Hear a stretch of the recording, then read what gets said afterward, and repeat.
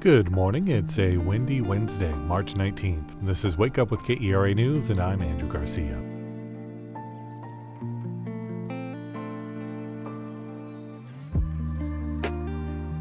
Sunshine and strong breezes will be rolling in today across DFW. Temperatures will reach the upper 60s or so, and there is a strong wind warning here in North Texas. So be careful on your way into work and maybe secure any loose outdoor items you got at home before you head out. A new study found moderate stress can significantly raise the risk of stroke in women, but not in men. We'll hear more about it after today's news. Governor Greg Abbott has requested a disaster declaration for Dallas and the surrounding areas. The request comes after tornadoes, thunderstorms, and heavy winds hit the area this month. The declaration would provide aid in the form of disaster loans issued by the U.S. Small Business Administration.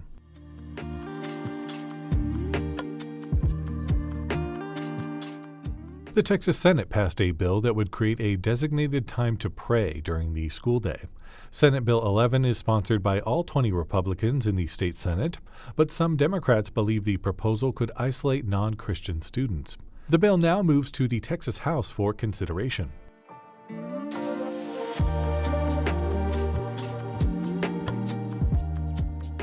A new study of people aged 19 to 49 found chronic stress can increase a young woman's risk of stroke.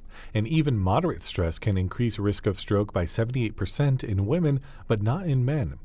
KERA's Sam Bekah talked about this with Dr. Claudia Perez, a neurointensivist with Texas Health Fort Worth. She said the result came out of a study into cryptogenic stroke. Cryptogenic stroke is one where we don't see those associated changes in the blood vessels going up to the brain or changes in the heart, and we don't have a clear smoking gun for why the stroke happened. This is a particular type of stroke that we tend to see in younger patients. And what they wanted to look at was, what is it that's different that's driving the stroke? What they found was an increased reporting of stroke in these patients.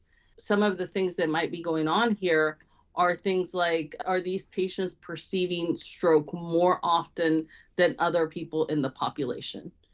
And then what are the mechanisms by which stress can lead to stroke?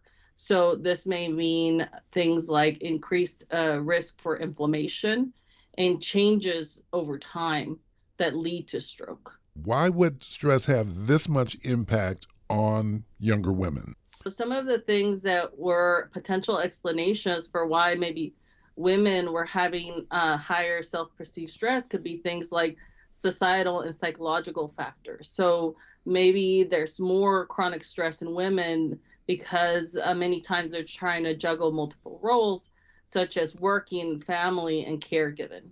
But why would this not affect men the same way it does women?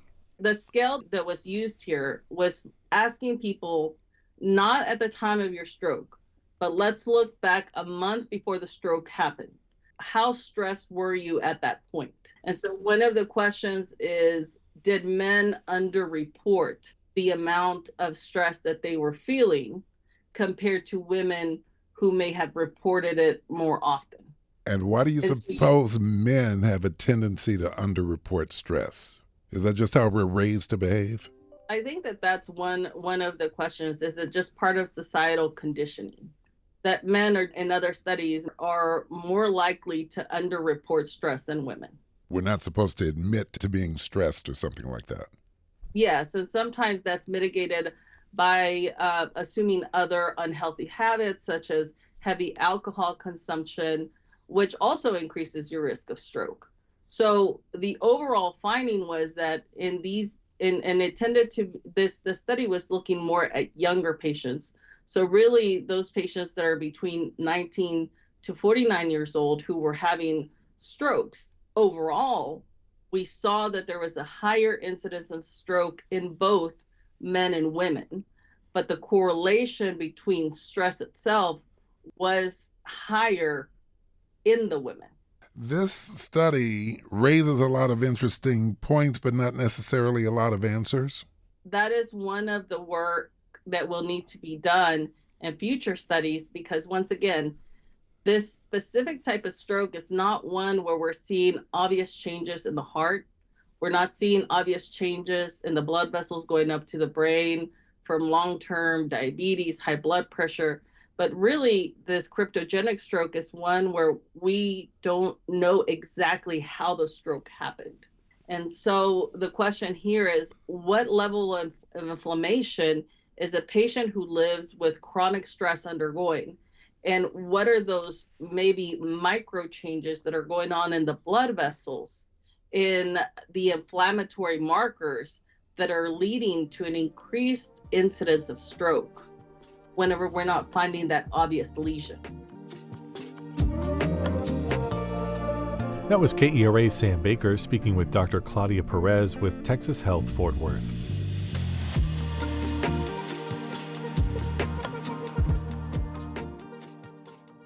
The Dallas Stars beat the Anaheim Ducks last night 4-3, and the Mavericks take on the Pacers in Indianapolis this evening. The game starts at 6 Central. Explore an artist's relationship with painting at the Modern Art Museum of Fort Worth. Alex DeCorte's exhibition The Whale focuses on the past decade of his career and explores Jung's night sea journey with themes of self-discovery. For more information and some other things to do, visit kera.org/calendar.